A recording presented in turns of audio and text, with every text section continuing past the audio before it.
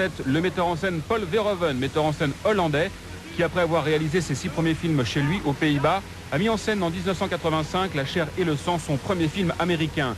Suivront Robocop, Total Recall, Basic Instinct et cette semaine Showgirls. Aujourd'hui, il vit à Los Angeles, fait partie de l'un des champions du box-office.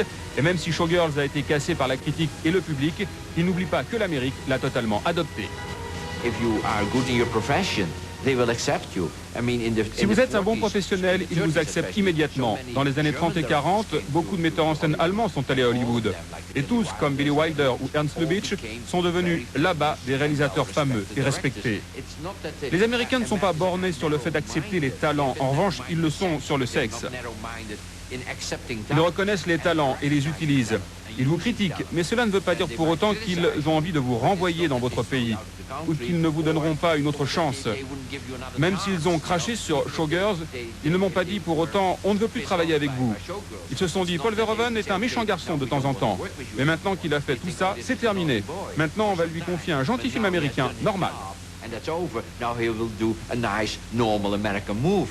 Autre heureux élu, le metteur en scène finlandais Renny Harlin, le cauchemar de Freddy, 58 minutes pour vivre et Cliffhanger, c'est lui. Aujourd'hui, il vit aux États-Unis avec la comédienne Gina Davis. Ils ont du reste fait ensemble un film, L'île aux pirates, qui sortira en France le 14 février prochain. Renny Harlin qui se souvient de ses débuts difficiles, car avant d'être accepté, il faut bien sûr faire ses preuves. Quand j'ai commencé à travailler aux États-Unis, c'était difficile pour moi de trouver mes marques et d'essayer de convaincre les gens en place que je pouvais y travailler. Ils pensaient, eux, que j'avais une sensibilité trop européenne, qui n'était pas capable de comprendre la culture américaine et les attentes du public. Et ça a pris du temps pour qu'ils comprennent que le langage du cinéma est un langage international. Et que le plus important est de savoir comment intéresser les gens, comment vous leur faites peur, comment vous les rendez heureux ou tristes. Et finalement, je pense que ça m'a aidé de venir de l'Europe, car en général, les Européens ont eu un passé et une culture plus riches, et pas simplement 24 heures de télévision.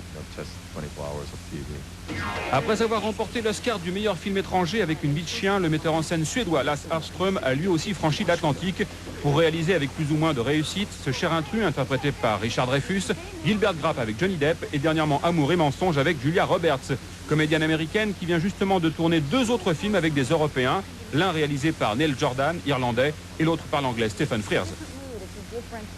C'est un esprit différent. La plupart du temps, l'équipe est plus petite. Il y a moins de gens impliqués dans le film. Donc, c'est plus intéressant à faire. Et aussi, dans ce sens, je dirais que c'est plus calme, plus tranquille. Je suppose que dans le travail, par rapport au cinéma, on pourrait comparer cela au théâtre. C'est différent et vraiment, j'aime ça. En France ou dans mon pays en Hollande, ce n'est pas du tout facile de devenir membre entier de la société. Si vous ne parlez pas parfaitement français ou hollandais, on vous regarde comme un zombie en vous disant « Ah, vous ne parlez pas notre langue ». Alors qu'aux États-Unis, moi par exemple, je parle avec un accent, comme la plupart des gens.